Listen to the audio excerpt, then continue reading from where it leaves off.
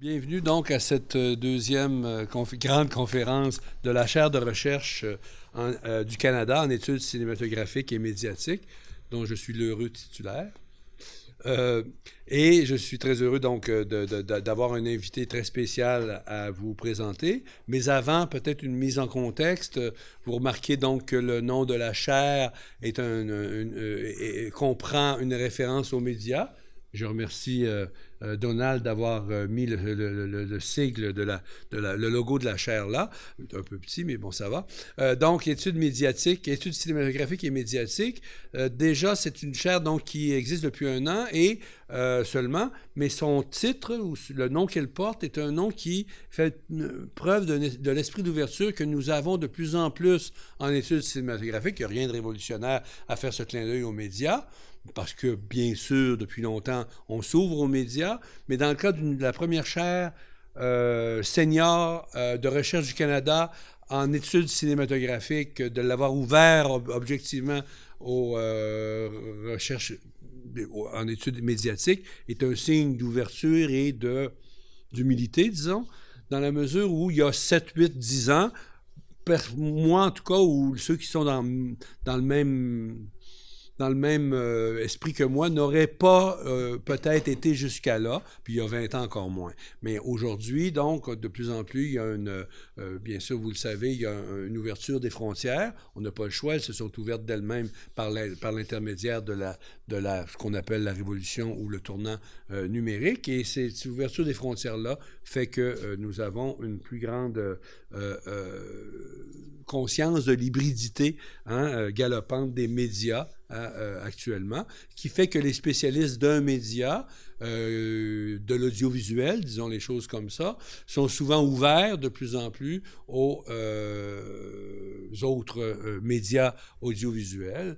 Et j'ai envie de dire, la preuve en serait, puis c'est un clin d'œil un peu pun, la preuve en serait qu'ici, on va avoir une conférence non pas sur le cinéma, mais sur le dessin animé ou l'animation ou quoi que ce soit.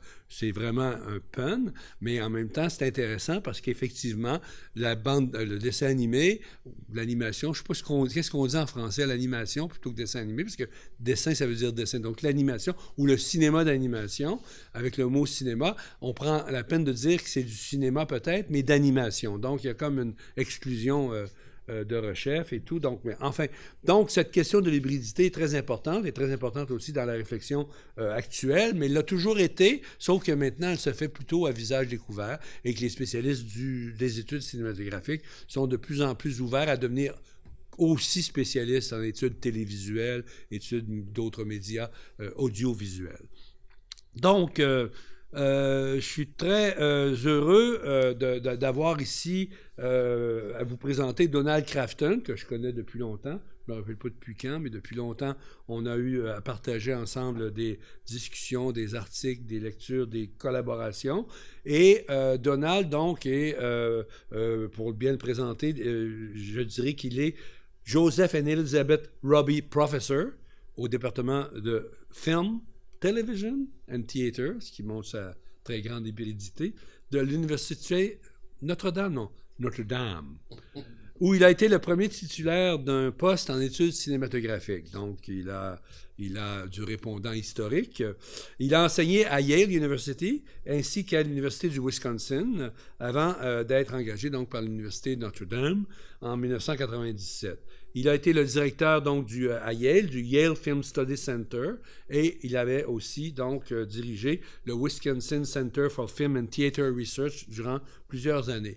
Donc, c'est un personnage très actif, très, peut-être pas hyperactif, mais en tout cas très actif et très engagé. Vous le verrez par le travail dont il va nous présenter les grandes lignes aujourd'hui, qui risque d'intéresser particulièrement certaines personnes ici présentes qui sont intéressées au premier chef, qui sont vraiment des personnes pour qui l'animation, le cinéma d'animation est un sujet majeur d'intérêt. Donald est mondialement reconnu donc comme l'un des principaux experts de l'histoire du cinéma d'animation et, je dirais, de la théorie du cinéma d'animation. Il est l'auteur de plusieurs ouvrages, dont bien sûr Before Mickey, The Animated Film, et la toute première étude aussi, qui est la première étude qui porte sur le cinéma d'animation à l'ère du muet. Il a aussi publié un livre sur Emile Cole, un livre qui s'appelle The Talkies, American Transition, Cinema Transition to Sound, et plus récemment, Shadow of a Mouse, Performance, Belief and World Making in Animation, qui lui a valu le Anne Friedberg Innovative Scholarship décerné par la Society for Cinema and Media Studies. Eux, ils ont fait leur petite révolution en 2002 ou 2003 ou 2004. L'ouverture sur les médias. Crafton a remporté donc, Donald Crafton a remporté plusieurs distinctions, dont l'une des premières bourses Academy Film Scholar remise par l'Academy of Motion Pictures Art and Sciences en 2001. Il a été lauréat en 2007 du Presidential Award de l'Université Notre Dame et a été nommé Fellow de la John Simon Guggenheim Memorial Foundation en 2014 et 2015. Je lui cède maintenant la parole en lui souhaitant la bienvenue et en espérant qu'il ait compris à peu près tout ce que je viens d'exprimer en français, mais je crois que oui. À toi la parole. Thank you, André, for that generous introduction, and I'm sorry that I will be speaking in English. Yes, we will need that eventually. And also, I don't want to be blocking my own image, like Winsor McCay getting into the picture, but that comes later. So I'm very happy to be here for several reasons. For one thing, there is a rumor circulating that Canada will be building a wall on its southern border, making America pay for it. And I want to be here before that happens. So I'm planning. If after the election, I may be moving here, and if anybody would like to take me in, I'm very clean, housebroken. I've had all of my shots. I have a charming wife who would accompany me. The other reason I'm very happy to be here is to celebrate Winsor McCay's birthday. Monday, day before yesterday, he turned 150. So it was McCay's sesquicentennial on Monday. And since he's a famous Canadian animator, you may not have known that, Canadian animator, I'm sure that it's a national holiday, and it's another good reason for me to want to move here. Winsor McCay Day. Just finally, one little correction, André, on the pronunciation. It's the Université de Notre Dame. Notre Dame. Dame, not Notre Dame. Notre Dame. Dame. Okay, sorry about that. So, yes, I thought that this would be a good opportunity to play with this notion of liveness, because not only is it a confusing and troublesome term in English, it adds an extra layer of troublesomeness when it's translated into French, as my poor translators know all too well. So we're going to play with that today, and McCay in his film Gertie, also known as Gertie the Dinosaur, is a perfect opportunity to do that. First of all, I hope you can see okay. Feel free to move up if you're myopic. I want to say a few words about my sources. I've worked on McCay for a long time, of course, before anybody in the room except André was born, in fact. But I've added to that immensely just in the past couple of years because of the availability of these online resources. ProQuest Historical Newspapers has the major North American and some international papers, except for Canada. Newspapers.com is a subsidiary of Ancestry.com, which, as you know, is owned and operated by the Church of Latter-day Saints, the Mormons, and it's an important genealogical tool for the Mormons. And so they've put fantastic resources into this, and we scholars and historians benefit collaterally from their beliefs. A source that you may not be familiar with is FultonHistory.com, which is a kind of fan project that started many years ago. Some person in upstate New York started collecting postcards and putting them online, and for some reason branched out into local newspapers. And now he has about as many newspapers available online as ProQuest, except that his newspapers are all these little small town papers that people never heard of the towns, much less the newspaper.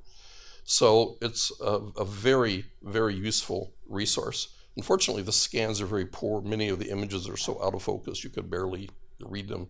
It's a kind of amateurish effort.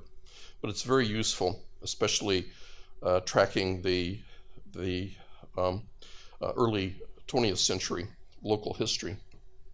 And then Lantern at MediaHist, I know that you're all familiar with that. That's an aggregator that brings in all of these other resources. So you have now the Clipper, Variety, Moving Picture World, all of these available and indexed and readable in very, very good quality scans. I have two other resources that I've added here that are asterisked. The Schubert Archives in New York City is a wonderful place to work. It's in the attic of the old Lyceum Theater, and they have a large collection of materials, performance bills, playbills, and programs. However, they have very little that pertains to my project, which is itself interesting and why I've put it up there. Vaudeville was very much considered a kind of middlebrow or lowbrow form of entertainment. So when the Schubert organization started collecting this for their own archives, the only kind of vaudeville material that gets in there is if someone became a famous star on the legitimate stage later, or if someone just donated the material and they decided to catalog it. So there were only a few pieces in the Schubert archives that really pertain to Winsor McCay or his animated films. The other collection is the Winsor McCay scrapbooks that his son, Robert Winsor McCay, collected. And these are held by the family still, and they are not accessible. I think that's all I will say about that for now. I'm not sure exactly how valuable they would be because I don't know how complete they are, but John Canemaker, who has worked with them, says that it's very spotty, but it is a collection of original materials and programs from performances by McCay from his vaudeville years.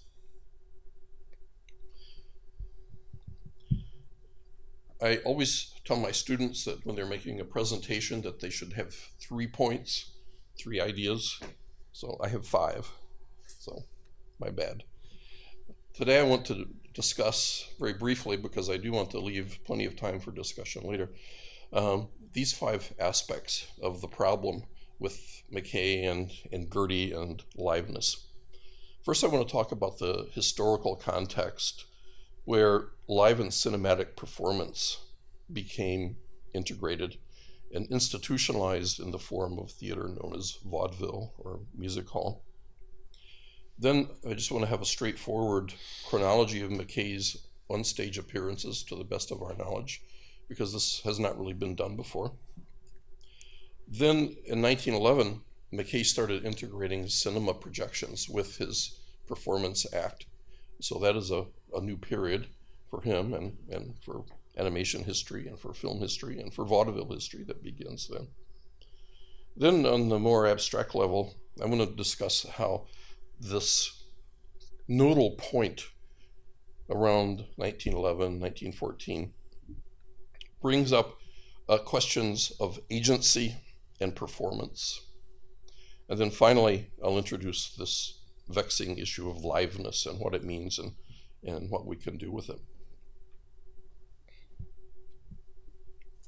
First of all, I'm honored and humbled to be here because Montreal and Canada are kind of the epicenter of early cinema studies of intermediality and reception, both in empirical research and theorizing. So I think that my hope is that my work will find a happy home here, and I feel as though I'm in good company with people will be sympathetic with what I'm trying to do. Winsor McCay was a Canadian. Let me get my pointer out here.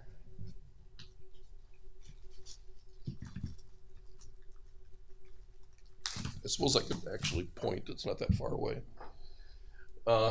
These are the US Census records for the year 1870 from Spring Lake, Michigan. And over here is the McCay family, Robert the father, Jeanette the mother, a son, age 3, Zenas, and another son, Arthur. Zenas is Winsor McCay. You see McCay is spelled with a K. It's the original family name. They're from Scotland, so it's the Scottish spelling. And Zenas is over here listed, a place of birth, Canada. And then on the 1880 census, we have consistency. Now, the way the census is taken, of course, it's someone will knock on the door and ask for this data. So there's always the possibility that someone can forget or they can cheat for some reason. But to have the same data 10 years apart makes that seem very unlikely. So here's the McCay family again. Now they have 2 other children. Now we have Zenas spelled with an Z-E-N-A-S instead of I-S before. Zenas W, he's 12. Place of birth, place of mother's birth, place of father's birth, Canada, Canada, Canada. So there's no question that we're talking about a Canadian artist here. McCay grew up in a small town in Michigan on the banks of Lake Michigan. In fact, it's about 100 miles from where I live now, so I'm familiar with that area very, very well. He was sent off to learn to be an office manager in Ypsilanti, Michigan, which is where the University of Michigan is. It's next door to Ann Arbor. Did not like it, spent most of his time going into Detroit, seeing vaudeville shows, and also sketching. He was one of these people who is an inveterate artist and doodler every waking minute from the time he could hold a pencil. He spent drawing. This is a kind of a profile of all the early animators. They were passionate, even obsessive about drawing all the time. He moved to Chicago, had a number of jobs there, and beginning in 1889, moved to Cincinnati, Ohio, where he got a job working for the Cincinnati newspaper, as well as working for a number of dime museums. Now, the Dime Museum is a kind of all-purpose entertainment complex, part wax museum, part music hall, part opera house, part just cabinet of curiosities. And it's here where McCay's interest in on-stage performance really takes off. So this is the part of the story where he falls in love with the stage and decides to create his own act to take on the road in vaudeville. And at this point, I want to point out that my presentation here sort of veers from the standard approach to McCay, which looks at his relation to the cultural stream of popular graphic art and the comic strip. And that's a perfectly valid and legitimate way to look at McCay. He was America's greatest comic strip artist at that point in the early development of the form. But that has been neglected. That is, his personal onstage performances have been neglected for obvious reasons. It is lowbrow. It's been treated as a kind of prologue to his important work, but also the very nature of live performance is that it leaves no trace.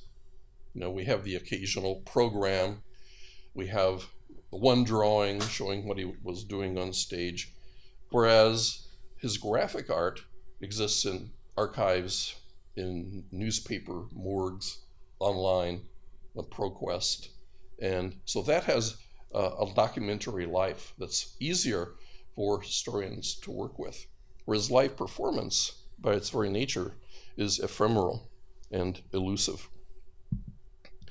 So, as far as we know, McCay's first efforts were participating in this job that he had in Cincinnati at the Colin Middleton Dime Museum. And this is a very evocative program. It's Professor Jules Milton's flying machine. And there's a picture of it, looks something like out of a Jules Verne novel illustration. And one thinks of the aeronautics in Little Nemo and Slumberland, the comic strip later on, and wonders if this sort of imaginative sensibility came from McCay's early exposure. Of course, this is one program out of dozens or hundreds that he would have been exposed to, but if you look at it, it's just, it's a montage of attractions. We have Professor Milton, aerial navigation at last attained. I'm not sure exactly what they were doing in the Dime Museum with that. We have Mademoiselle Louisa Ritzau, the Italian harpist, probably from Cleveland. A monster stage performance, which means that everybody comes out and does their thing all at the same time. And various musical and spectacular entertainments all mixed together. McCay worked as a kind of technical director at the museum. He also designed their posters, the big two-sheet posters that would be put up around town. He moved to New York City to get a better job with the Pulitzer organization in 1903. And while he was working at the Evening Telegram, his office roommate was Richard F. Outcault. Outcault was already an established comic strip artist and cartoonist, best known for the Yellow Kid and then Buster Brown. He was by far the most widely published and recognized comic strip artist when McCay, as a young man, moved to New York City. This, of course, is influential. McCay, first of all, treated him as a kind of mentor, but slowly they became rivals, and their friendship deteriorated after a while. In fact, supposedly, McCay's getting more power at the newspaper prompted Outcault to leave and go with the Hearst organization. But for our purposes, the other important thing that I don't think has really been emphasized is that Outcault was a man of the cinema. One of his early sketches, for example, is a portrait of Thomas Edison, and he wrote very glowing on the Edison kinetoscope for a journal called The Electrical World.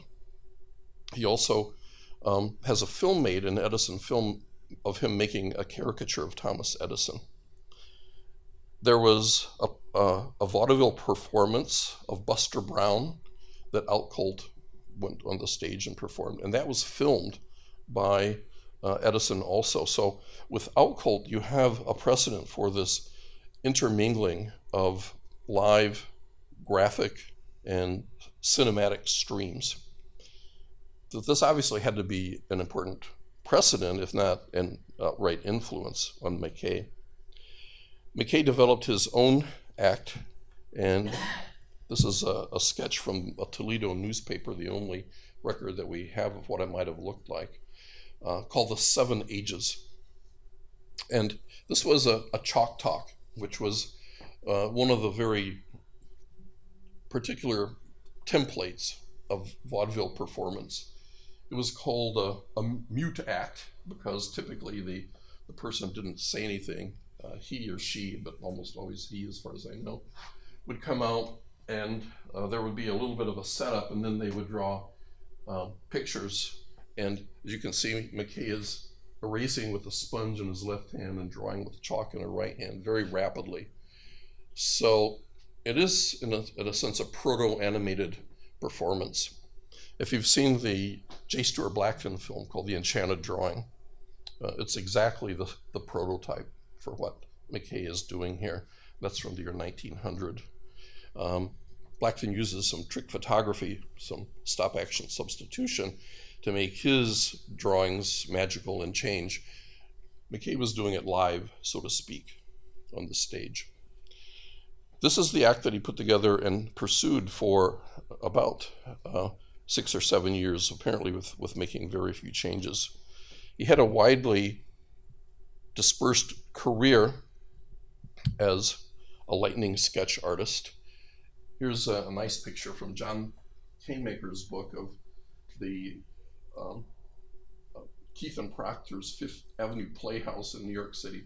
And you can see the playbill for Winsor McCay here. The important thing to note is that McCay is top billed. So there's a definite hierarchy and protocol in the way that these acts appear here. So the top of the bill is the headliner, clearly. The act right before the intermission is another very strong act. And then right before the closing, the penultimate act is a very powerful location. You don't want to be at the bottom of the bill, because that's when the people are getting up and going out and trying to get to the cabs before everybody else does. So there's the Proctor Playhouse. This is the theater where most of McCay's onstage performance occurred. This is Hammerstein's Victoria, which stands on the most lively corner of Times Square, stood. This is actually a theater kind of shopping mall. You had Hammerstein's Victoria, which was a very renowned and important vaudeville house. Hammerstein's Olympia, which had a more specialized clientele, more foreign imported acts. And then you had the famous Roof Garden. You can just see part of it up there, which literally was on the roof, and it had a kind of canvas over it. And there they would have cabaret performances, sometimes a little risque, served alcohol, and it was just a lively scene up there. McCay played both in the Hammerstein's Victoria and in the Roof Garden. Another venue for him was the Orpheum in Brooklyn. And this was convenient because this was about a 10-minute walk from his house, so he liked this one in particular. The most prestigious venue, of course, was the Palace. And to have played at the Palace was the pinnacle of any vaudevillian's career. And McCay was on the stage there many times.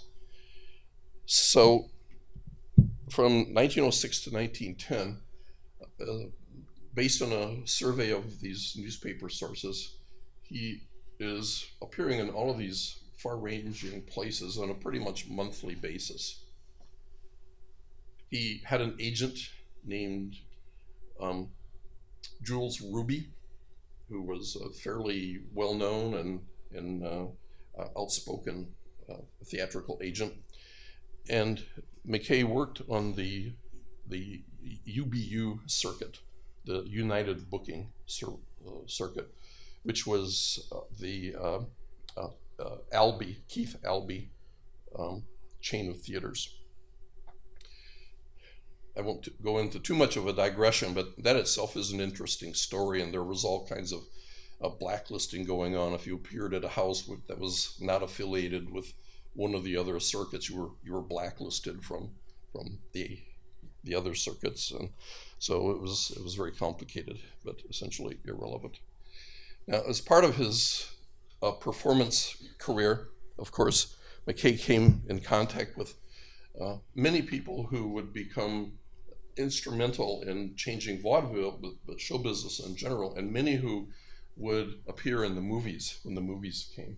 For example, here we are with Winsor McCay on the program, and Carnot's comedians following or preceding him. Do you know who Carnot's comedians are? Charlie Chaplin. So that's the group that Chaplin toured with in 1910 before he came. When I show you some of the other clippings, you'll be able to see some other famous names. So how did McCay do on stage? Well, these acts had very few reviews. Most newspapers took absolutely no notice or interest in them. Occasionally, Variety will have a little blurb, maybe a one-sentence description. I would say just the consensus is that McCay's performances were not exemplary in any way. One article says that he was too soft-spoken and that he couldn't be heard beyond the third row. And keep in mind that these huge opera houses and theaters had no electrical amplification, so everything depended on one's voice.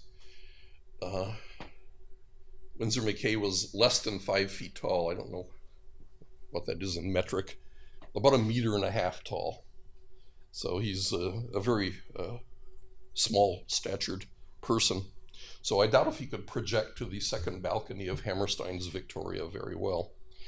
So that was not too good. And then someone else pointed out, one of the Variety editors pointed out that his act is becoming very tiresome because we've seen it so many times. Of course, this is a critic who goes to the theater twice a week, but it does indicate that McCay's act was very much a rote thing, that it was unchanging, and that could mean that it would get a little stale for him if he goes out there and just does the same thing over and over, takes his money and goes home. In fact, providentially, one review said maybe he should think about adding something of a novelty to his performance. And of course, that's exactly what he did, starting in 1911. And that was the film with the official title, Winsor McCay, America's Greatest Cartoonist of the Evening World, but we just call it Little Nemo. Little Nemo, as I'm sure you know, was an adaptation of McCay's Little Nemo in Slumberland comic strip. He adapted some of the characters from the film, from the comic strip, and also from the play, which had circulated a couple of years earlier, drew them individually on paper, had them filmed by the Vitagraph Corporation, and then incorporated that into a live-action framing sequence that he had filmed, and added that to his vaudeville routine. So you can see here that he's his agent is trying to stir up a lot of interest. Is Winsor McCay's new act a brand new idea? Is it a most remarkable novelty? His pictures move. Ask Percy Williams. Percy Williams is the owner of the Colonial Theater and 5 or 6 other important New York vaudeville venues. So this is in April of 1911, so we know that he's showing Little Nemo as part of his act. According to descriptions, he would come out and basically do the 7 ages and then add on the film of Little Nemo and then come out and take a bow and leave. Remember that these vaudeville tricks had to be no more than 20 minutes. Often they were much shorter, 10 or 12 minutes, but 20 minutes was pretty much the limit unless it was a playlet, but a single performance like this had to be short. So here's another notice. This might be a good place to point out that when I was doing these searches, I put in Winsor McCay with a D, McCay with a C, M-A-C-C-A-Y, M-A-C-K-A-Y, because it's spelled all manner of different ways. Interestingly here, he's at the bottom of the program, but we know it's the film because it says scenes in the studio life of the famous cartoonist. And that describes what happens in the live action prologue of the film. How many have seen Little Nemo, the film? So, okay. I won't go into a lot of detail, but it begins with his meeting some of the other Hearst cartoonists that he worked with over here, and also the Vitagraph actor, John Bunny, who was their big star, because it was a Vitagraph film. And he bets that he can make 4,000 drawings that show drawings that move.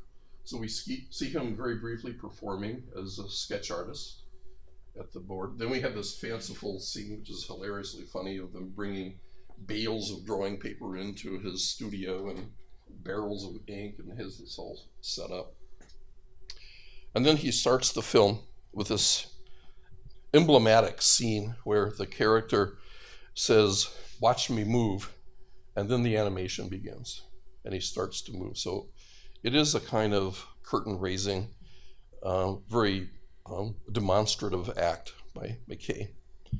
The actual animation part has the characters from the comic strip at first just going through these anamorphic changes, but of special interest, which I'll come back to, is that it's the character Nemo who is the one who orchestrates these changes. So he takes charge. He is the one who has agency within the drawing. And then a scene from the comic strip is brought to life where this wonderful chariot in the form of a dragon comes, and Nemo and the princess get into the chariot, and it goes off into the distance with its serpentine tail swishing, diminishing smaller and smaller and smaller. So a very successful film. So here are just some of the places that we can track this. Keith's Orpheum.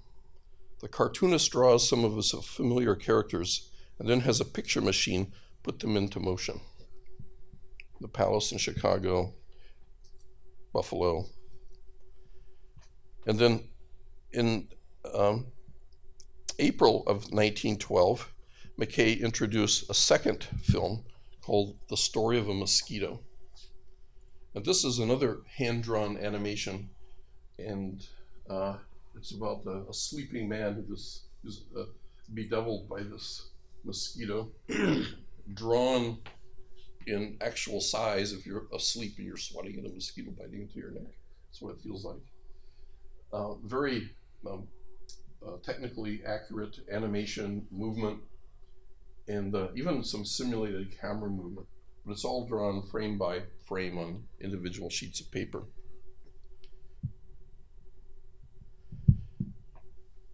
And here's a typical review. It says, his act includes moving pictures drawn by the artist, photographed one by one on a string of film and projected on the screen by a moving picture machine. 4,000 separate drawings made a little Nemo experience in motion. Another hand-drawn moving picture, 6,000 drawings, was an artist's caricature of a mosquito in action. That is one of the longer reviews of the Winsor McCay film.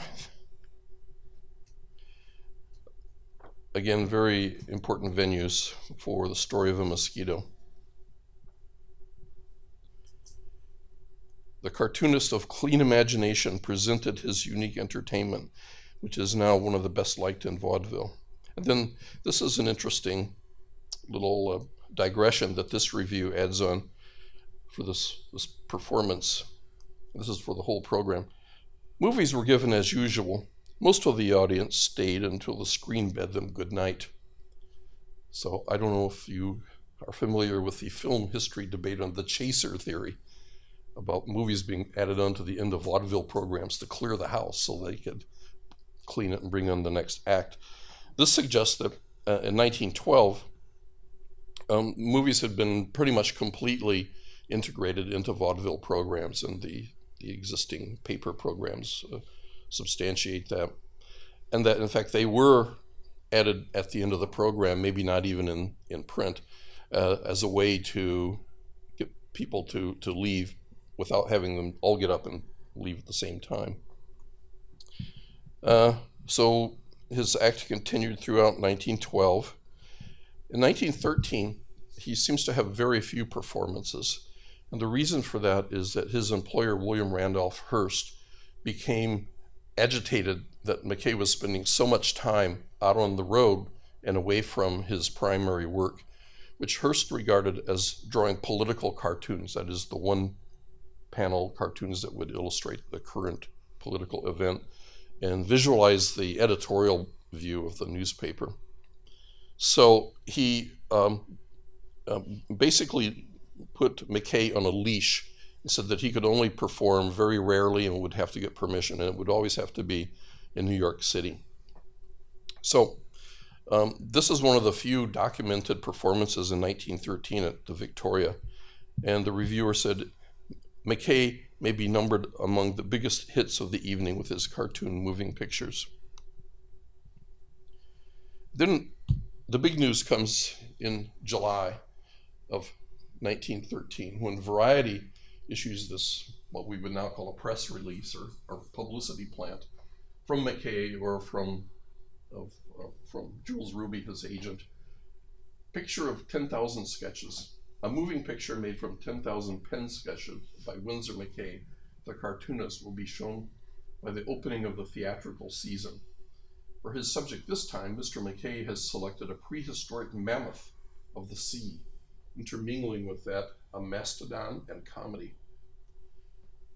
Well, of course, it wasn't a mammoth of the sea. It was a dinosaur. Does that mean that McCay hadn't decided yet exactly what he was going to do? Or maybe he was trying to not be too specific because he didn't want all those animators out there to make their own dinosaur movies, as if. We don't know. But anyway, we also know from some personal reminiscences by other performers that in the summer of 1913, he was busy making the sketches that would become Gertie the Dinosaur. And he used his neighbor, John Fitzsimmons, a young high school student, art school student, to draw the backgrounds over and over and over and over, retracing them through the summer of 1913. When it talks about the upcoming season, that implies October because the vaudeville season was usually out for the summer. And the real programs would begin after Labor Day, which would be middle of September, early October, when the weather is getting cooler, because these theaters had no air conditioning, remember? Now, when exactly Gertie the Dinosaur first came out of her cave and walked onto the stage, we don't really know. The record is very vague and confusing. The next documented appearance by McCay was in October of 1913, where there was no mention at all of the content. In January, he appeared at the Hammerstein's Victoria, and so McCay in his moving picture sketches. Well, that could include Gertie, and it does seem likely that if his film had been complete, let's say it started filming in October, November, that it would have been complete by then. We just don't know. Other interesting things to point out on the same program, the three Keatons. It's Buster and his family. Also, Mr. and Mrs. Vernon Castle in motion pictures. They made films of their famous foxtrot and circulated these films around as stand-ins for their live performance in vaudeville shows. But no mention of Gertie specifically. In February, he performed at the Palace in Chicago, and I cannot find any mention of Gertie, but John Canemaker says that it was well reviewed. So I'm assuming that there is probably a clipping in one of these scrapbooks that the family has that mentions that. All I can find is in the Chicago Tribune, it says, he started tamely but ended better. Well, that's a little vague. And then Hammerstein's back in February will introduce a new set of moving picture drawings. And then in March is also to present a set of new moving picture drawings. Well, the new moving picture drawings would have been Gertie, but here it is March, and apparently they have not been shown yet, despite what historians have written. So the record is very, very unclear. There is, however, an eyewitness account of a presentation at Hammerstein's at just about this time. And by one of those remarkable folds in history, that person was Emil Cole. Cole was working at Fort Lee, New Jersey at the time, and so had come into New York to go to the vaudeville, and McCay was one of the acts. And in 1920, here is what what Cole said in a lecture that he gave to the Ciné Club in Paris. And now you'll see that if I am going to move to Montréal, I'm really going to have to work on my French. Okay. Au commencement, le tableau représentait un arbre des rochers. Sur la scène devant l'écran, Winsor McCay, très élégant, armé d'un coup de fouet de chien, prononçait un speech, puis, tant d'entre eux, M. Loyal au cirque, il appelait la bête qui surgissait des rochers.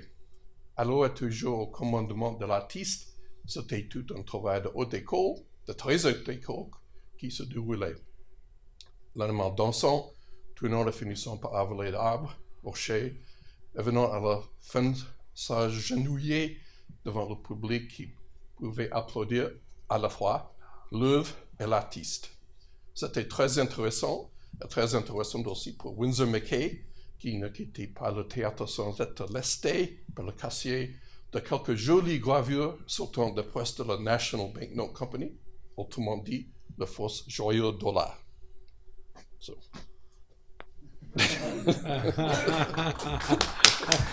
Thank you.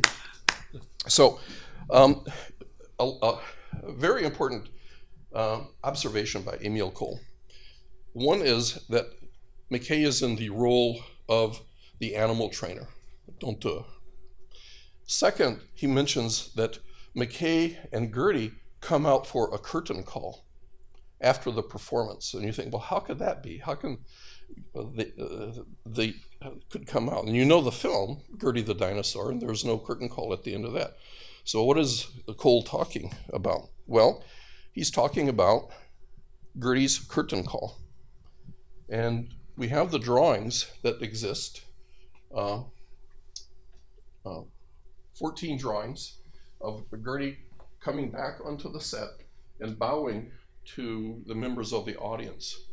While McCay is on the stage taking his bows, Gertie is also acknowledging the applause of the audience afterward.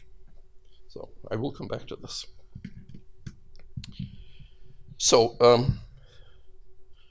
1914, McCay goes on a national, which is to say East Coast pretty much tour with the Lambs Club, in which the most important cartoonists had these duels of drawing each other. It's not clear whether Gertie was presented at those or not.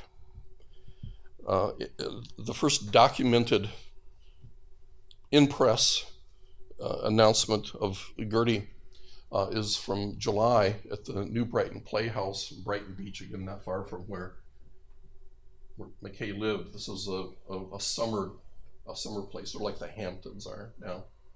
It says he introduces his moving cartoon showing a Dinosaurus diplodocus named Gertie, who eats trees and great rocks and drinks lakes dry, a laughable performance accomplished with the aid of the moving picture machine. So gradually over the summer, Gertie becomes a huge success, and all the reviews call it out, which again suggested those earlier appearances in February, March may not have had the Gertie drawings in it. So I think that maybe the actual appearance of the film was later by a couple of months than historians have previously believed. Gertie, there's more comedy in this series than any of Mr. McCay's former efforts in this line. And then this is also interesting. McCay does little in the act but snap a long whip, but his pen has furnished him with material which makes them laugh. This has a very important nugget in it, and that is, if your act includes a film, then there's a diminution of labor. You're not putting in effort if you're not standing there in front of the audience and you're just showing a film.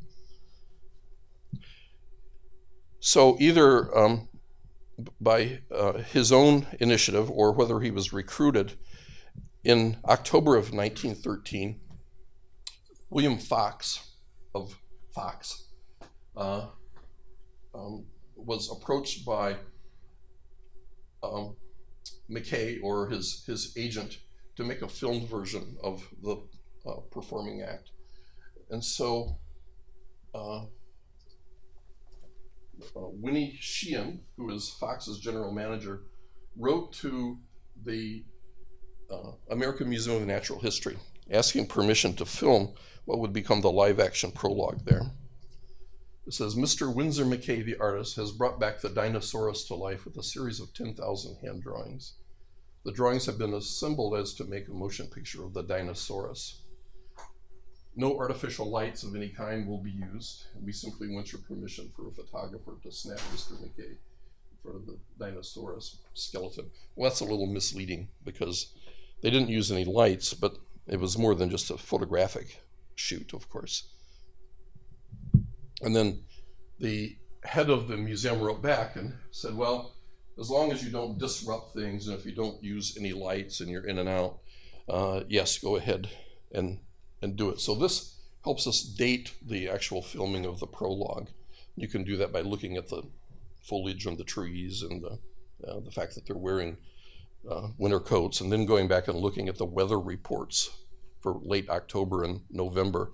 So we've been able to get it down to maybe 2 or 3 day window. So in November, Fox released a press release from Box Office Attractions, which is the name of Fox's company. Gertie, Dinosaurus, now queen of the movies, so large that Noah probably had to leave her out of the ark. And in the trade journals and the communications network for new releases, Fox was very aggressive about promoting the film that now had the live action prologue, which is more than twice the length of the animated part of the film. We don't know how extensive this was, but it must have really covered the American, probably the North American, a lot of the European market. The effect was to make Winsor McCay even more famous than he already was, but of course the prologue is an object lesson in how to make an animated film. So after this, the gates opened, and every kid in every little town said, I want to make an animated film. And one of those little kids in Kansas City was Walt Disney. But there were a lot of other little Walt Disneys out there inspired by this film. So after the film was released on the day after Christmas in 1914, it becomes difficult to decide from looking at the advertisements whether it's the film, the so-called Fox version that's being advertised, or a live performance by McCay. This is probably McCay live, but Keith's Bijou is primarily a film house in Boston. It's hard to say. In this theater in Eau Claire, Wisconsin, high-priced comedy by Winsor McCay. It's a vaudeville house, but that probably is the film. Keith's Orpheum in Brooklyn introduced the captivating pet dinosaurus Gertie in the novel motion picture, which showed how well he has trained his pet and pen. Well, he had already appeared live with Gertie at the Orpheum. So is this a reprise of that, or is it the film? We have no way to tell. We also have mentions at Keith's Orpheum, Keith's Palace, and back at the Orpheum in Brooklyn. These are probably live performances without the Fox version. More. Atlanta, one of vaudeville's most unique acts, performing the task of making drawings appear live. Sort of the essence of animation there. Presents his mastodonic moving cartoon Gertie to the delight especially of the little folk. And then the funniest freak animal act extant. It's one of my favorite descriptions. So we've gone from the introduction of this film that is encapsulated inside the vaudeville act with Little Nemo, 1911, the story of a mosquito, which is pretty much the same, to Gertie, which is this remarkable interactive mixed media experience. So in the only 4 years, McCay has become more ambitious and more sophisticated in the kinds of relationships that he's building between film, animation, and live performance. Let me pause for a second here just to ask if there are any questions at this point or anything that you'd like clarified. Is there, among the folks that we see in this introduction, I think there's Judge McManus, but I'm not sure, can you confirm that? And Yes, it's George McManus and another one named Roy McHardell. And then the other two cartoonists are unidentified. For a long time, it was written by me that one of them was Tad, who was another famous Hearst cartoonist. But in fact, now I've gone back and I've looked at pictures of Tad, and he's not there. Yeah, he's but is there a chance that McKay had ever heard of Emiko's work, like maybe saw films of his distributed by the Gaumont in the US? Like, do we know that? Yes, I think it's absolutely certain that he did. He was aware of Cole's work because it would have been played as part of other short films during the vaudeville performances. There are also connections with Blackton and his work in animation. Blackton was almost McKay's next door neighbor in Sheepshead Bay, Brooklyn. And so they were social friends, and it was Blackton who was the supervisor of all of that.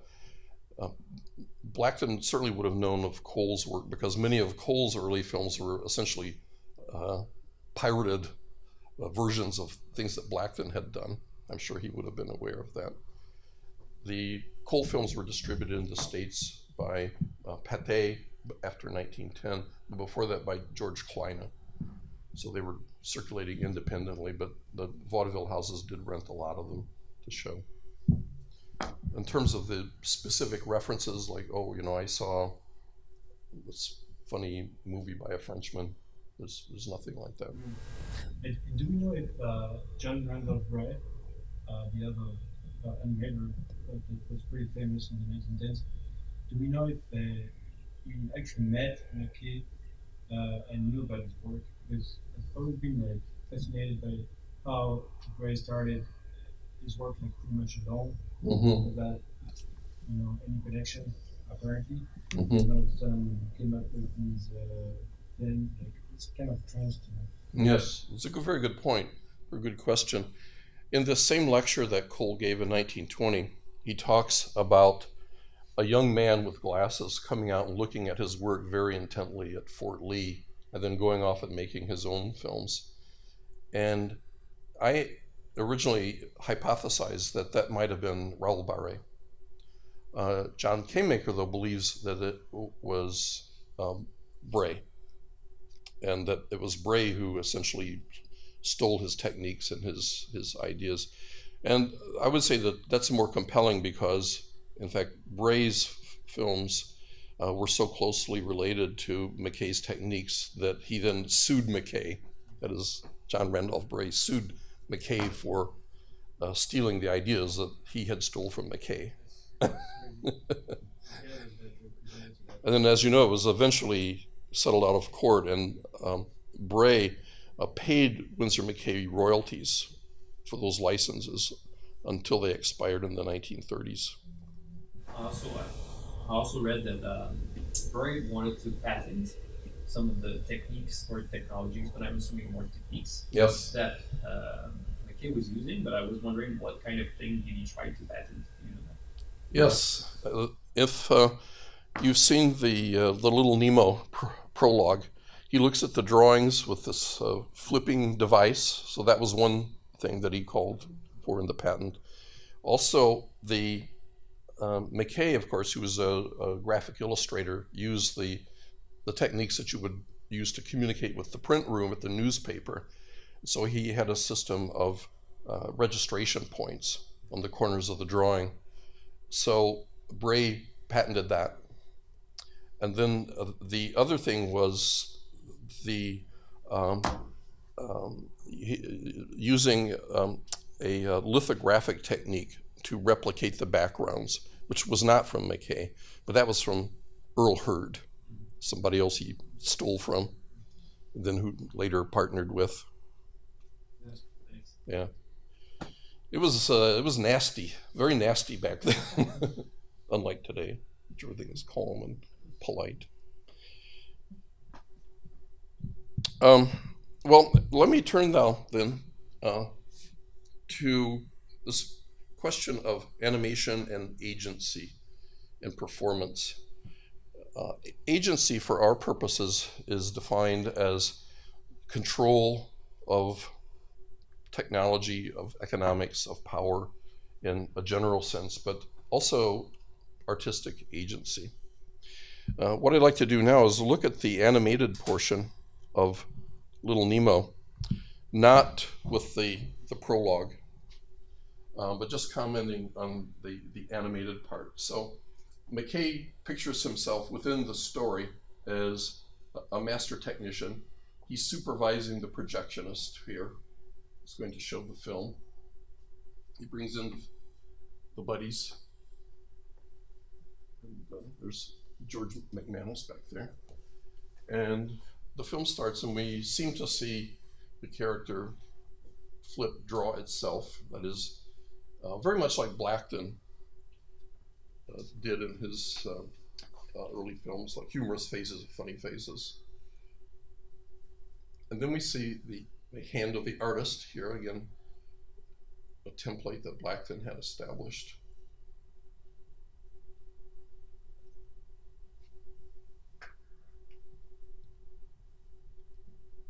Now this is supposed to be within the context of the projection of the film.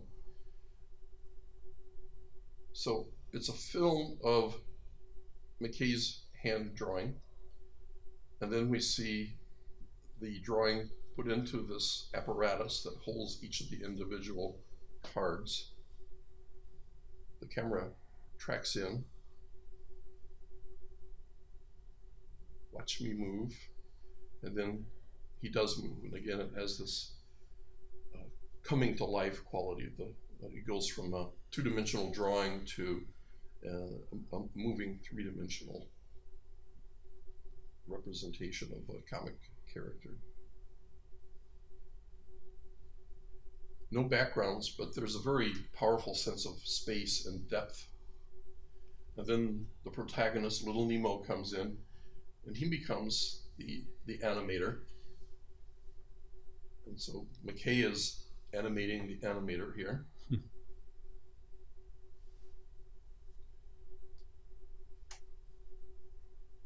Putting them through their stretch and squash.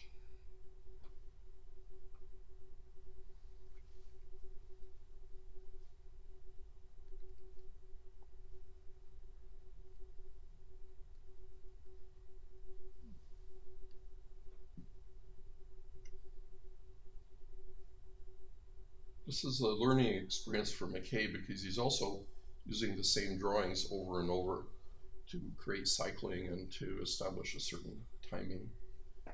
And now Nemo is a lightning sketch artist doing what we saw McCay doing a few minutes earlier. I love the fact that the rose grows just in time to be plucked. It has a to-be pluckedness quality to it.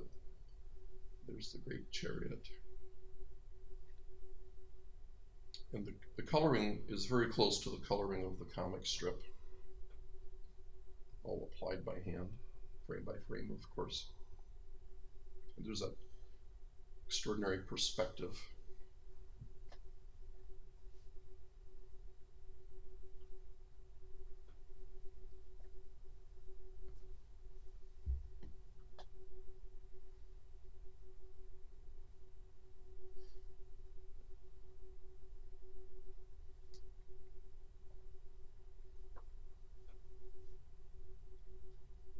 Now the hand of the artist, or the hand of the projectionist, comes in and stops the spectacle. So how do we deal with this from integrating it into the hybrid live performance that I've been describing? What are the layers of agency involved? Well, it's very much a concentric sort of a Chinese box structure, with ever decreasing but more specific layers of control and agency. First, there's William Randolph Hearst, who without whom none of this would be possible. Then there's the corporate structure of the Vitagraph company and its ability to turn the the artwork into cinema with its technology. Then we have Winsor McCay, the guy who lives in Sheepshead Bay, Brooklyn, who is the employee of Hearst and subject to Hearst's demands and rules, who gets his pay from Hearst. McCay, the comic strip artist, the film artist, and the producer of these spectacles. Now we have to think of McCay on stage, say at Hammerstein's Victoria. That's the other McCay. That's the McCay who is the performer, the demonstrator, to borrow a word from André, who is up there to be the showman who presents his talent and his remarkable abilities. Then there's the performance inside the film. And right now I'm talking about the live action prologue. So we have McCay, the avatar, who plays the McCay on the stage, who is in fact a representation, because the McCay on the stage is not the guy who lives in Sheepshead Bay. He's the performer, the demonstrator. But the McCay avatar in the film is yet another generation removed. The McCay avatar is an animator. We see him doing the work of animation, making all those drawings. But he's also the animateur, the person who gives life to the drawings in an almost magical or mystical way. He takes those drawings of flip and he gives it the anima, the breath of life. Watch me move. And then we have Nemo as McCay's and McCay avatar's avatar. So there's a third level then of encapsulated agency here. And then finally, at the zero base of this, in the center, we have Nemo as the animateur, who gives life to the rose, to the princess, and does McCay's work for him. So even though the animation is very short, it's extremely dense. I want to point out one interesting thing, and that is the poster that was designed by Vitagraph to circulate in Europe, because the film was not ever shown in the US, but for legal reasons because of Hearst's contract, shows the drawing of McCay making drawings of the other characters. So whoever's responsible for this publicity, maybe it was McCay, maybe it was just somebody who worked for Vitagraph, some hack artist, clearly had seen the film and was impressed by this layering of agency that is preserved here. So now I want to go to Gertie. I'm not going to show the whole Fox version, but I'm instead going to show just the version that audiences would have seen at the Hammerstein Theater. There would have been music, there would have been McCay on the stage with his whip, calling it out. I'm not going to try to simulate that. For one thing, I don't have a whip. We can provide one. Prop whip, you can't get one. Forgot. Yeah. You work with undergraduates, I would expect. No, anyway. So, ladies and gentlemen, I would like to present my latest wonderful invention. Yes, Gertie, I call her Gertie, she's shy. Come on out, Gertie. Come out and meet the audience. They're just New Yorkers, they're not gonna hurt you. Yeah, don't be shy. Say hello. Pay no attention to that sea serpent. Oh, you're hungry, I see. Yes. Well, would you like a little snack? I don't know if that's really an appropriate snack. You're gonna have an upset stomach after that. Chew every bite. Oh, feeling good, huh? So would you like to meet the people in the audience? Yeah? Say hello. Say hello. They're from Brooklyn. You know, there's Brooklyn over there. Yeah, good. Say hello to the Francophones. Yeah, they're over there. Good. Glad to see you too. So now I'm going to put Gertie through her tricks. Just crack my whip, crack. So Gertie, will you be a good girl? Okay. Okay, good. Now will you raise your other foot? Raise your left foot. Your left foot, Gertie. Crack, crack. Gertie, I said raise your left foot. Oh, there's that sea serpent again. You're not concentrating. You're not concentrating. Gertie, please, just raise your left foot. I'll give you a little treat.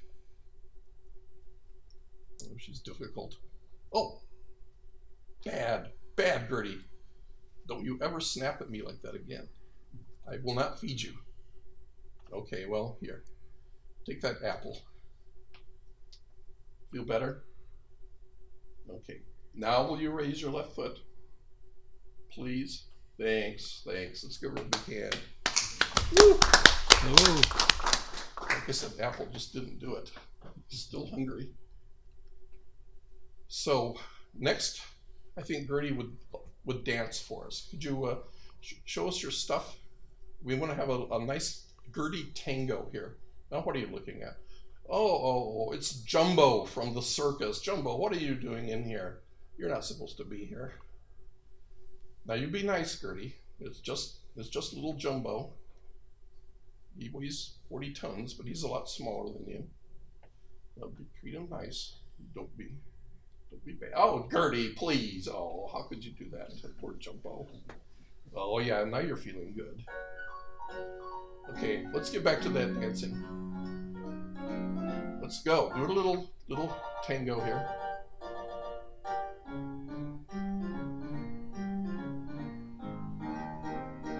Well, you're looking good today, Gertie. You've got some good moves. I think Jumbo even likes it. Now, is that a tango or a foxtrot? Or is it a two-step? Oh, nice. Very nice.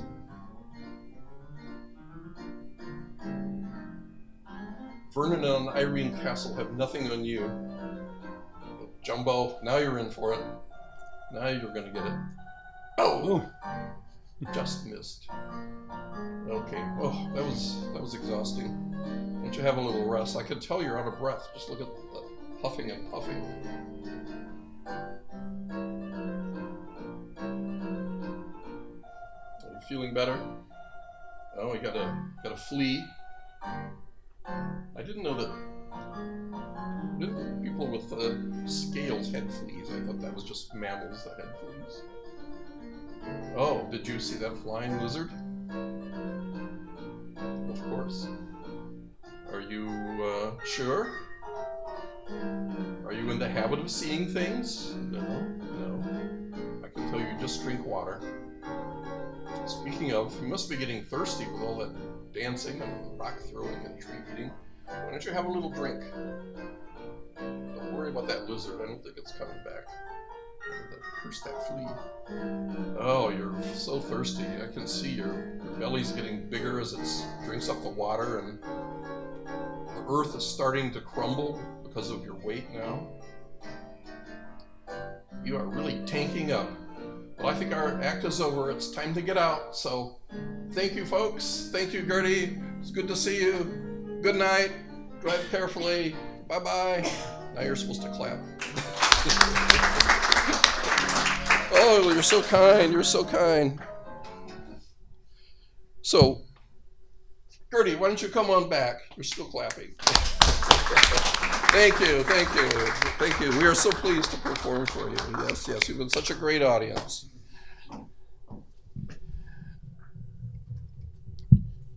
Reunited for the first time ever right here today, folks. The curtain call and the animated performance. You could tell your grandchildren. So, Gertie, we can look at the same distribution of performative agency of McCay, the artist, and the film producer, the guy who lives in Sheepshead Bay. McCay, the presenter, performer on stage. He's in his vaudeville persona, but he's also in the diegesis as his own avatar, because he's interacting with Gertie. He's performing himself, but he's also performing as a character in Gertie's world, because she listens to him and she understands what he's saying. She tries to bite him. She's not completely domesticated. He calls her out, and she cries. She has emotions. She responds to him.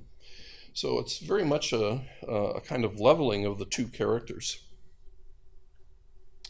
And then in the film performance, remember, this does not have the live action prologue.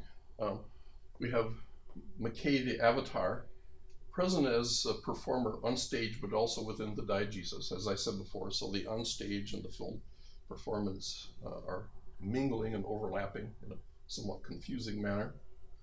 And then Gertie is an actor under the direction of McCay and the McCay avatar. So again, it's the Chinese box structure of performing agency. And then just to make it more confusing and complicated, we have the persona that McCay is performing as an archaeologist who has gone back and found these bones and put flesh on them and reanimated them. But he is also fossilizing the McCay avatar by equating that with Gertie the fossil. So we have McCay on stage performing McCay, the avatar, performing at the end the animated McCay, who comes out as an animated figure and rides off on Gertie's back. So this brings us to my final point about liveness. So Nicolas, what's the final verdict on the translation of liveness into French? We're all wanting to know. I haven't read the article recently, but I think we went at, I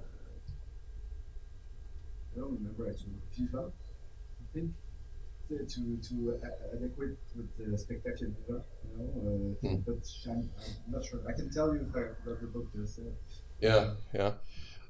Well, it is a neologism in English, which is what makes it so difficult, because you can't go to Petit Robert and look it up.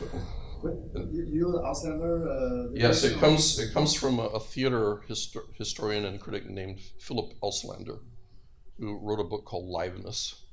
And liveness doesn't exist in English? No. Oh. No, not really. It's the property of being Right. alive, but the way that Auslander uses it is more of an aesthetic generative notion. His main focus is on rock concerts, and he focuses on, for example, how you can't really have such a thing as a live recording, because once you record it, it's no longer live. And but at the same time, there's such an expectation of what it should sound like, because audiences are familiar with the music from listening to it from studio recordings, that the groups can't perform live on stage because it would be rejected by the audience, because it doesn't sound like it does in the studio. So the recording in the studio is the marker for what a live performance is. And the performers on stage do their best to mimic that sound from the studio. Anyway, that's Auslander's interest. I don't want to go there because that's perhaps even more complicated than what I'm trying to say. I just want to conclude by saying that given this sense, liveness has a sort of sensation or abstract quality.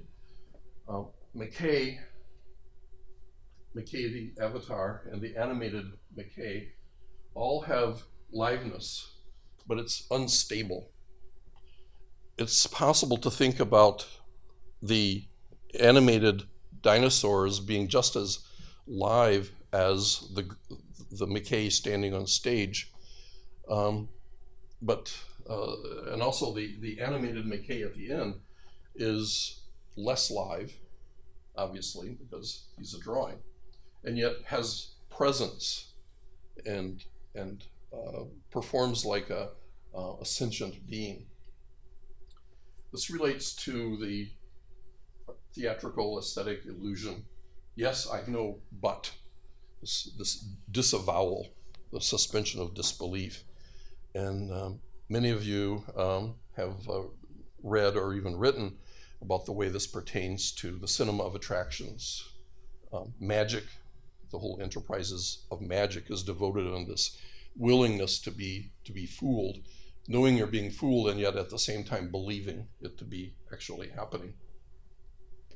And then I call this attributed agency, especially at the end of Gertie, because we have this temporal spatial fusion of live and not live states.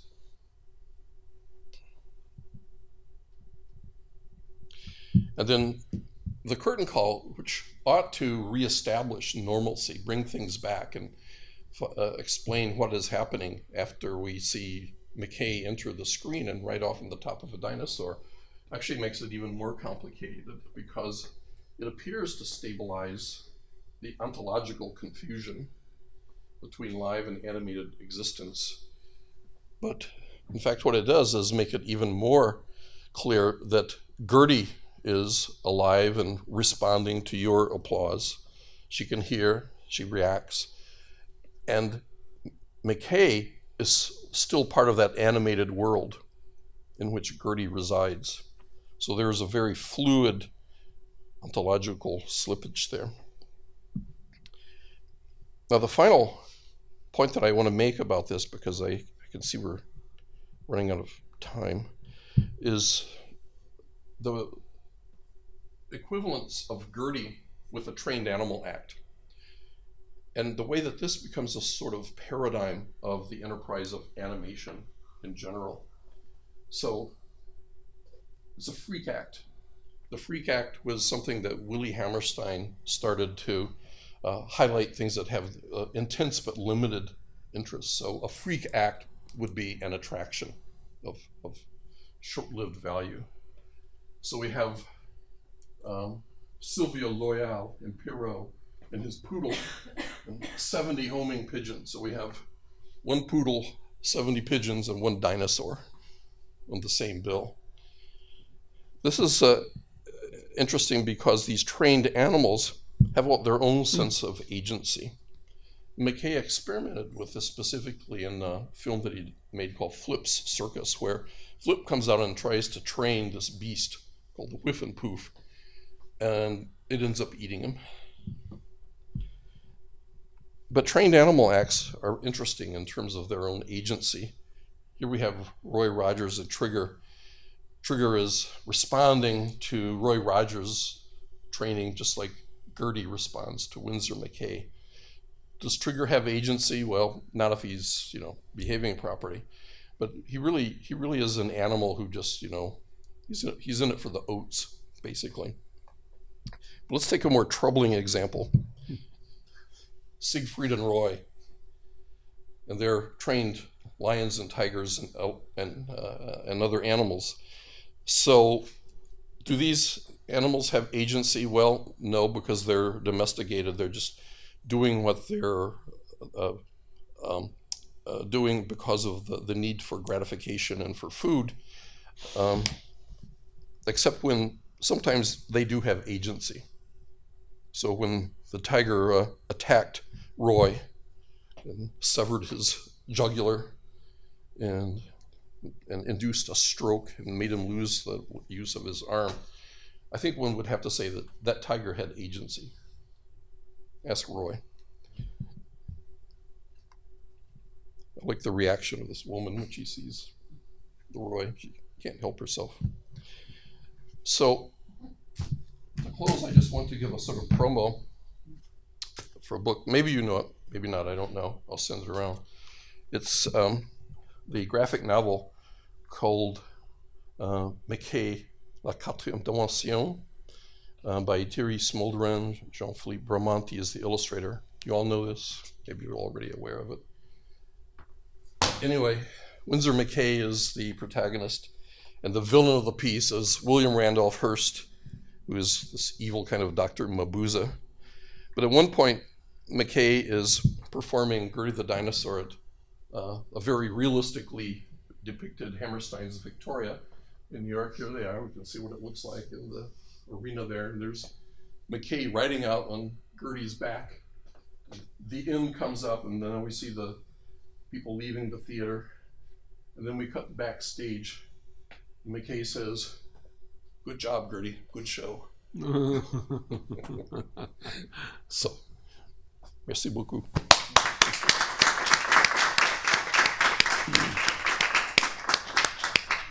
You did not bring the real Gertie with you? She's still in the traffic. Yeah. Thank you very much, Donald. Very interesting.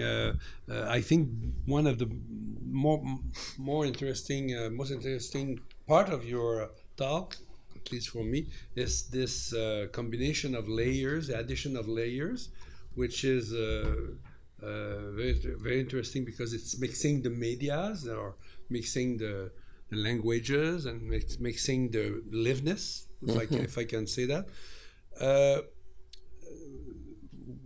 I'll ask people if they have questions, but me, I have maybe not a question, but maybe a request. Could you try to see if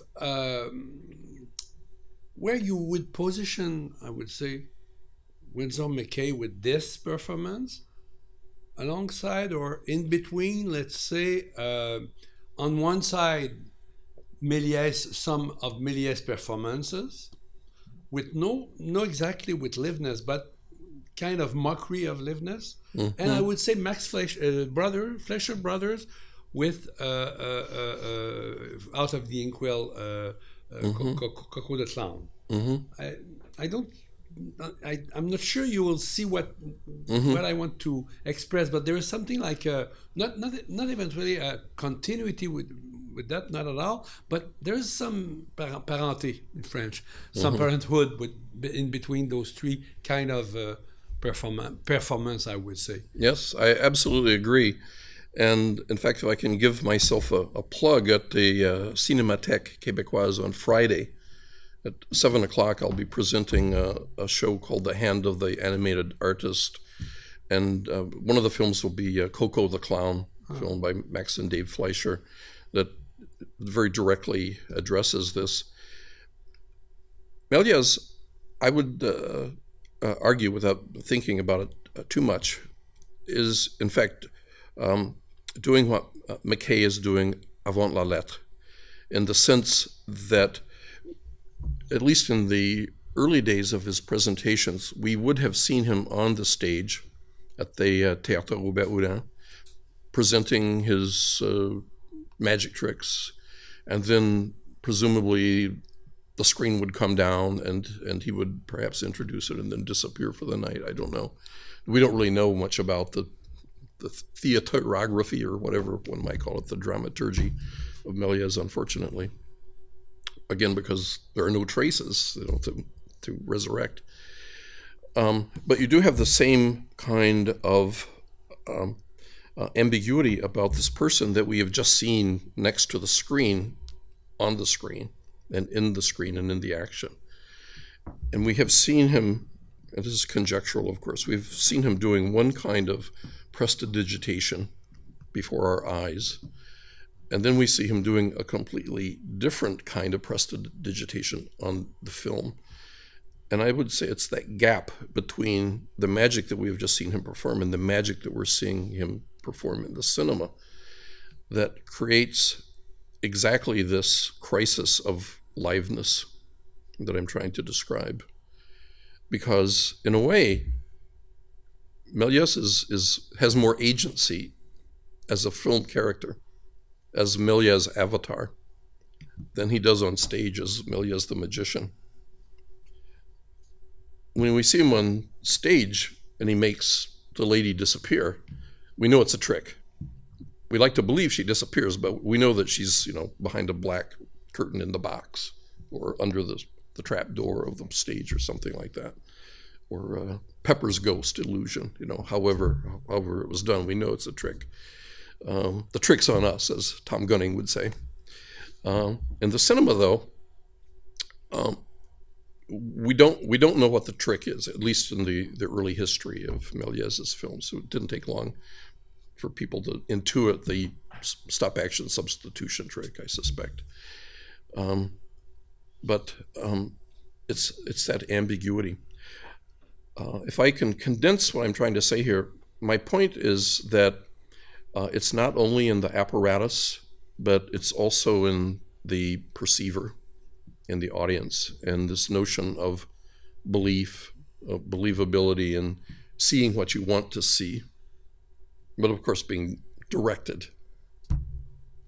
If you just were watching the animation of Gertie without any introduction by me or by Winsor McCay, you would probably just say, oh, it's a charming drawing of a caricature of a dinosaur.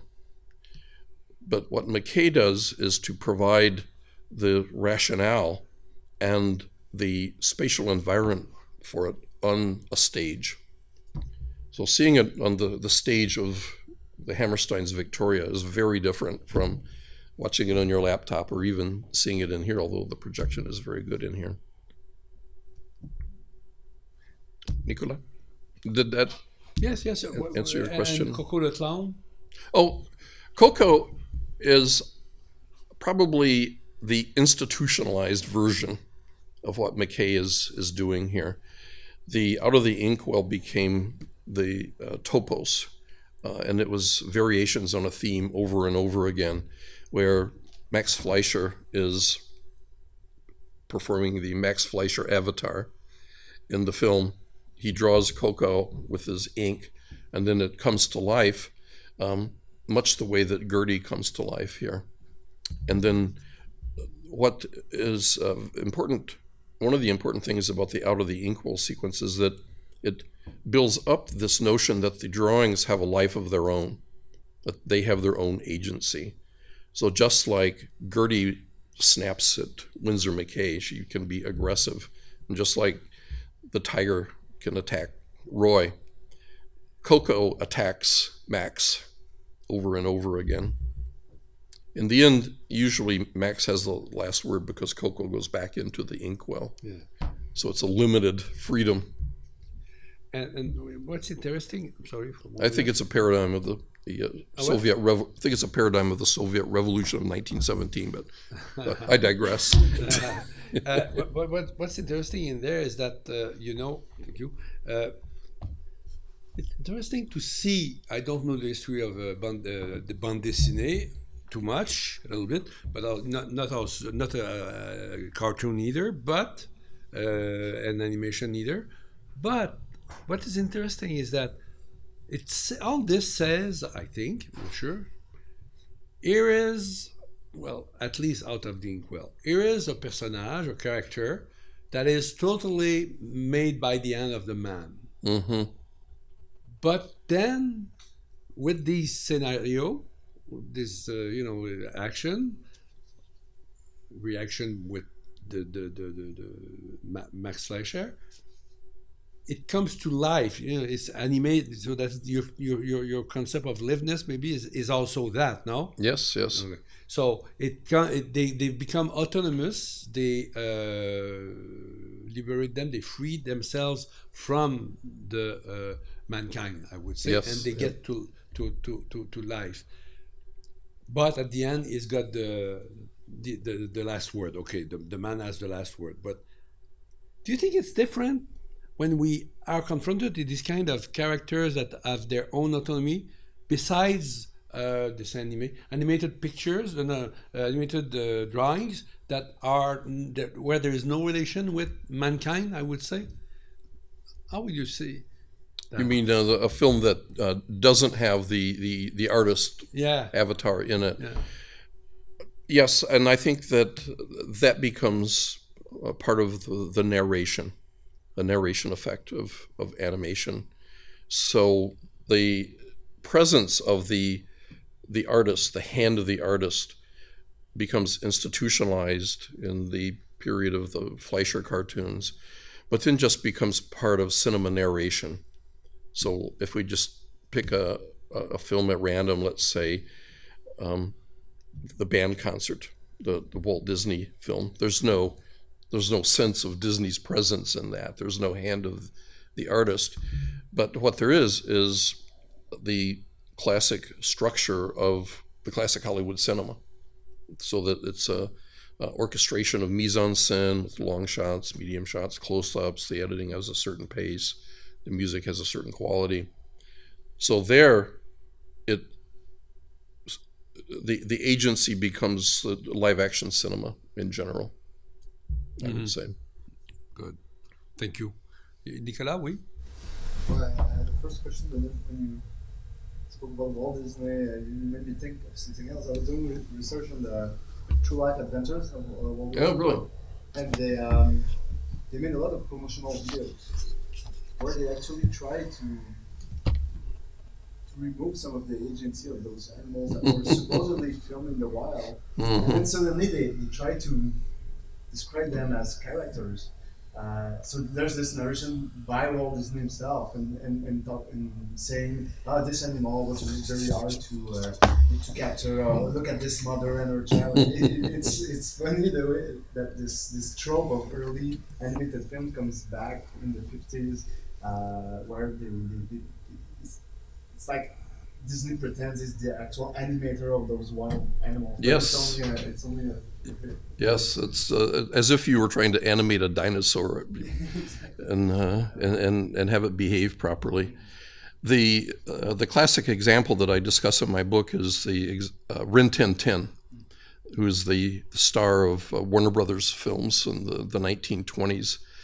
And it's the same thing. He's very anthropomorphic, and he has a family, and he has a female dog who's identified in the inner titles as the wife.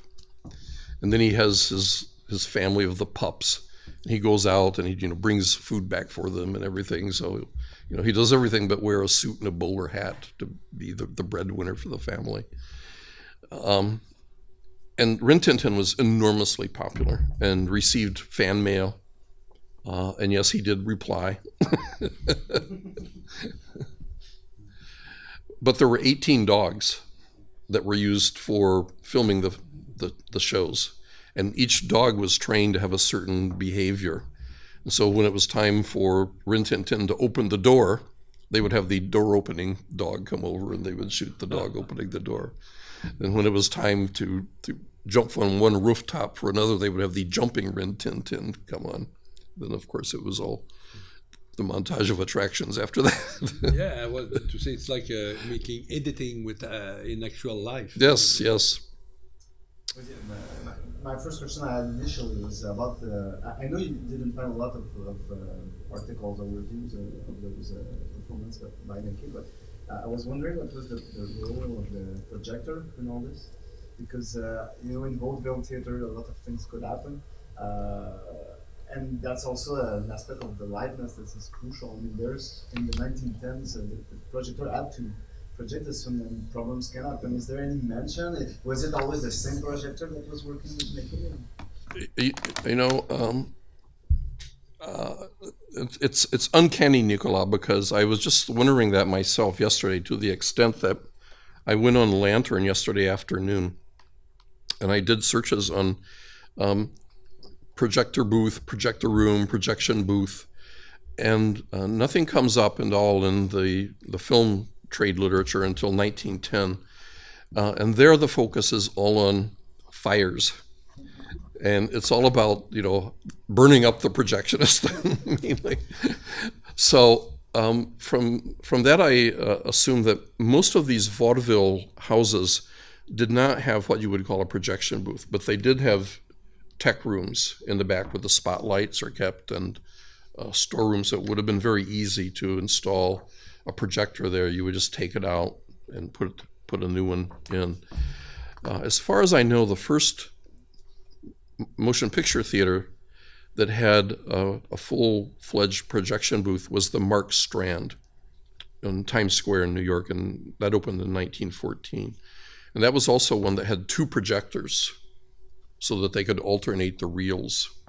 And since they were the flagship house for Paramount, which had these multi-reel long films lasting an hour, it was essential to be able to show the reels without breaks in between, and so that's why you needed the two projectors. There's one engaging description, though, about a cage that was suspended from the ceiling in the back of the theater and how dangerous that was for the projectionists, not just for fire, but, crashing down on top of the audience. But I think that for the most part, until vaudeville starts to be phased out and the cinema is sort of taking its place, I think that most of the projectors were in the audience at the back of the theater. So there would have been a lot of noise and a lot of awareness that there was a machine involved there. Autre question? Oui, Pierre? I just thought about something interestingly. When you were talking, you mentioned the fact that this dinosaur film was lots of people saw this film, and lots of vocations were created, I guess. And I was thinking about King Kong, Lisa Bryan, King Kong the creature, stop motion creature, which has a certain type of agency within itself, because it's like the force of destruction. It's a type of Gertie, like long after Gertie, in a way. Yeah, exactly. Going down, because he's shown on the stage, right? And I thought about that because Lisa Bryan, I think, made a dinosaur film in the 1910s too, and I thought it was like kind of an interesting loop. It's like this perennial, the practice that is like that goes like long after Gertie with the Disney film. Yeah, good. Well, King Kong is a wonderful example of the freak act. So, perfect example. So they have this attraction, they bring it out, the curtain opens, you see this big gorilla on the stage, this big ape. I guess he's not really a gorilla. And so, the trainer is very proud, and he's, having the ape do his thing, take him out of the audience, but then he breaks loose and runs amok. And that is in kind of an exaggeration of the situation that Gertie is in. O'Brien undoubtedly would have been aware of Gertie the dinosaur. I don't know if it was a conscious inspiration, or it's just that, when you think about having animals become actors, you think of that vaudeville situation. That was filmed at a vaudeville house in Los Angeles, that scene. And then the animation, of course, was done by the Schuftan process. Good. On va s'arrêter là s'il n'y a pas d'autres questions. C'est bon? Ben, merci beaucoup. Thank you all. Thank you so much. A pleasure. And I hope to see you on Friday. Not me, I'll be away, but please attend. I hope to see you at the Cinema Verdi. Si. We'll be in Italy, both of us, next week. Thank you. Bye-bye. Et merci à Santiago Hidalgo qui a organisé donc cette séance. I forgot to say my thank yous, but thanks to Santiago, to Nicolas, and to Kim, and to André, and everyone who made this possible. Good. Thanks, Tom. It's been a pleasure. Très bien.